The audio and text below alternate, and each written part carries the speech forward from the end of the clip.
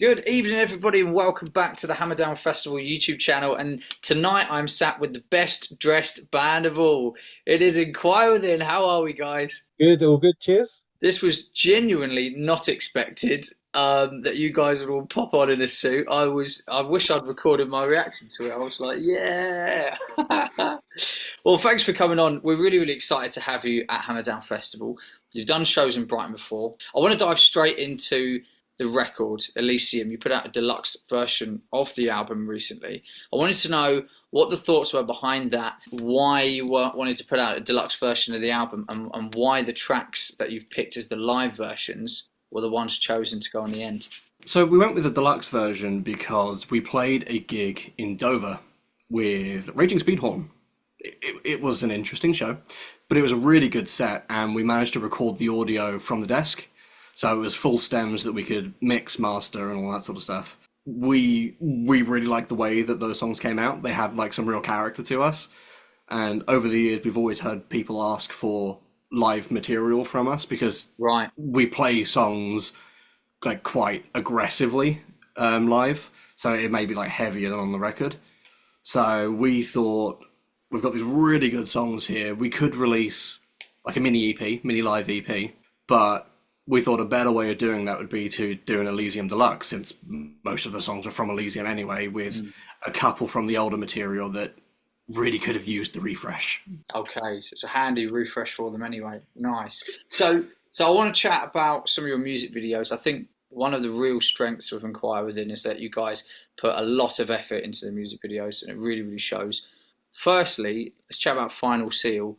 Where on earth was that recorded? That is an outstanding venue. Beautiful in there. So I believe we recorded it. I don't precisely remember where geographically, but Daniel, being amazing, managed to find an empty, dilapidated convent, like where nuns would used to live and do their thing. We hired in Jay, who is our guy who does the videos. Jay Hillier. Jay Hillier, thank you. Got to get the last name in. And he walked up with us, and it was insane. It is just incredibly dilapidated. The way I could describe it is like beautiful decay. Yeah, Everything yeah. is gorgeous and falling apart and bloody terrifying. There's a whole hallway that you had to walk through to get to one of the locations, and if you didn't have a torch, it is just pitch blackness. It's Wow. incredible. I think the venue is also used for ghost hunts and things like that. Just this incredible abandoned convent. Really, really cool. Wow. So was the venue part of how you came up with the concept for the video itself? Like, did you already have a plan of this is what we want to do with the concept of this video? You've got the people in the all black, and there's pendants and all this stuff. Or did you know that's what you wanted to do and you needed to find a venue to suit? I think it was a bit of both. And correct me if I'm wrong here, Dan. But like lyrically, with Final Seal, we have the four horsemen of the apocalypse: war, plague, famine, and death. And we had the idea that we wanted to have all four horsemen represented. Yeah. But then when we're looking at the shots of this place and how just incredible some of the rooms are, Dan had a great idea of creating this ritual site and bringing in all these candles, and everything just fell into place. Like the shot of the guitar solo on top of a pulpit was just, it was inspired. Yeah. Yeah, I was looking to see if I could find the place. I can't for the life of me. It's in the Midlands somewhere. Rumour says you can still hear the echoes of Jacob, though, screaming in the background. You probably can actually, yeah. I think that's probably very fair. Moving on to another video that I think is personally your best one is Point of No Return. I think that video is outstanding, and I wanted to ask because I've never known, like, how do you actually do all of the water and stuff without ruining everything? You don't? I figured it was going to Um, be a lot of CGI and whatnot, but what happens? How does that work? right, so in theory, you could take a guitar in there, for example, because it's not plugged in, the electronics won't fry, you could then air dry it thoroughly. We didn't, we just got some old beat up equipment. That's why, if you look at it, I'm not using my purple guitar in that one, which I normally would have. And the drums, they're fine, it doesn't matter. We just Yeah. give the cymbals a polish afterwards. But the water was connected from a massive tank up to like a sprinkler system Yeah. up on the Okay. top, so it did drip through, and it was heated water, which is good because we filmed that in Was it December or was it January? It was December. It was literally the coldest day of the year. Me was the only person doing the outside shoots. So when you see the Yes. video and the Yes. outside and the inside, we did all of that on the same day. So we rocked up. I was told to get my kit off and wear my stage outfit, which is like a tank top with my jacket, which I was. Not a lot. My moustache had icicles in it. It did. God. It really Chloe's did. breath. So we filmed that, and I was dying of cold. They shoved some hot chocolate in me, and then threw me into the place we recorded in was called the tank space.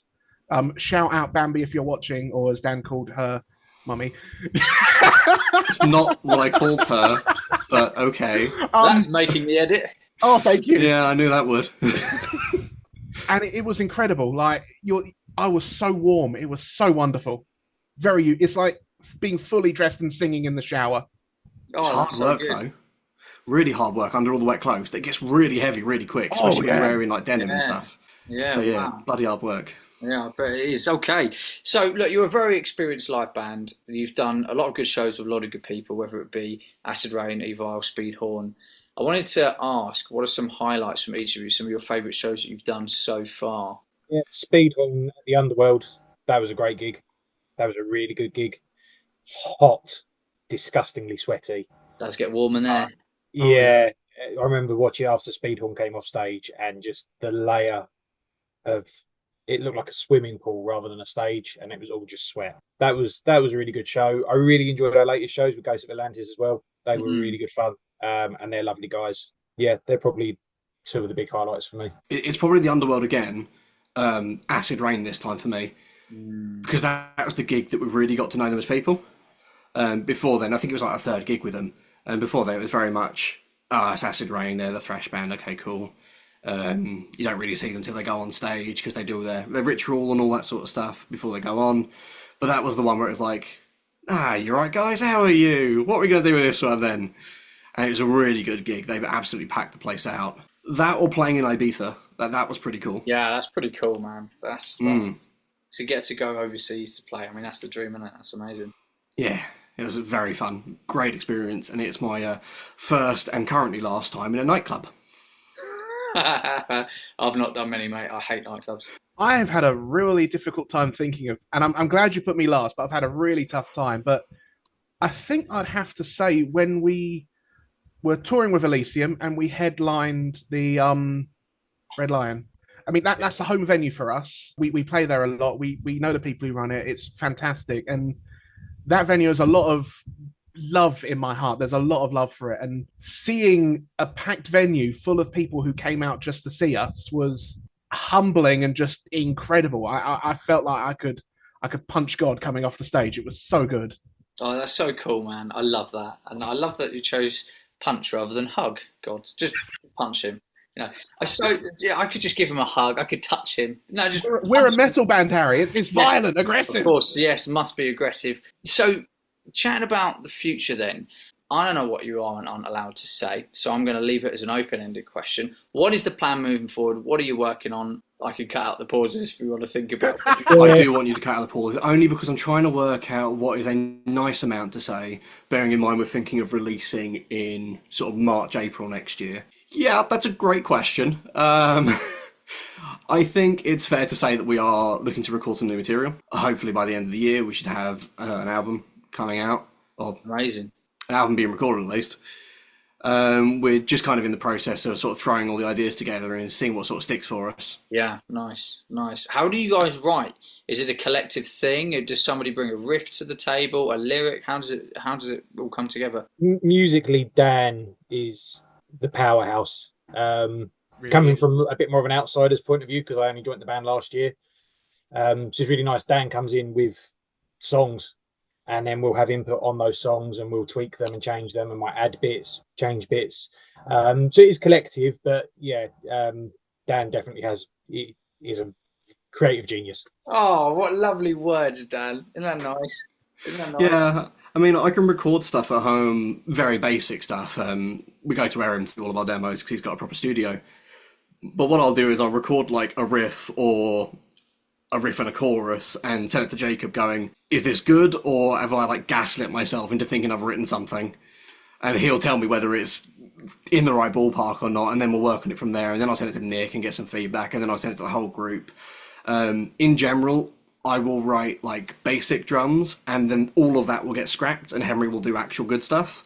Nice. So nothing that I do in the initial stages is set in stone, but it's just to give us like a common starting point. Yeah. Well, you need a base to start with, like, absolutely. So last question, we've been asking everybody in these interviews, if you were to pick 6 bands for the ultimate festival bill that Enquire Within would play alongside, who would you pick? Now you can do it.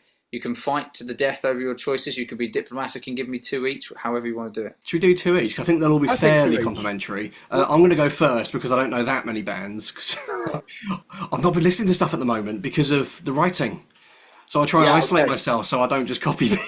That's very interesting. Some people do listen to loads. Yeah. And some might be more influenced to write something like that. That's really interesting. Very cool. Yeah, so I'm going to go with Trivium and Avenged Sevenfold. 2 of my absolute favourites. Put money on those 2. Yeah. It was that Gojira. And I guarantee you'll probably be able to put money on some of mine as well. So Orbit Culture. Oh, I knew he was going to say that. Yeah, I was going to say that. The other one's a bit more left field because I think they suit us really well musically, is the Halo Effect. Ooh. So very left field choice. But I think as a sound-wise, I think we would fit on a bill with them fantastically. Nice. Okay. Jacob, last again. Okay, so I'm going to be very selfish and just pick bands that I love. That's fine. I'll pick my favourite band in the world. I love them so much. I caught COVID to see them. It was incredible. A group called Maximum the Hormone. And if you have never heard of Maximum the Hormone, this is your chance to hear them. They are absolutely wacky. What are they? What is this? So they are a metal band, of course, but they don't kind of follow specific genres. My favourite song of theirs is Rock and Roll Chainsaw, which is a ska rock, death metal, back to ska rock song. It's incredible. I am definitely going to go and have a listen to them this evening. There you go. Okay, all right. And the other band that I'd pick would be Rise of the North Star, which is a French hardcore rap band. They are phenomenal, and that's one I actually think we'd compliment playing live. So if you're watching it, hello. Hello. Amazing. Okay, so your ultimate bill: Trivium, Avenged Sevenfold, Orbit Culture, The Halo Effect, Maximum the Hormone, and Rise of the North Star, plus Enquire Within. That's a cool bill. I love it very much. Guys, thank you so much for joining me. Really, really appreciate it. And everybody, if you haven't got your tickets to Hammerdown Festival, you've got just a couple of weeks left. Get yourself down there. Catch Enquire Within, play Dust on the 19th of July. Thanks very much, guys. Cheers, Harry.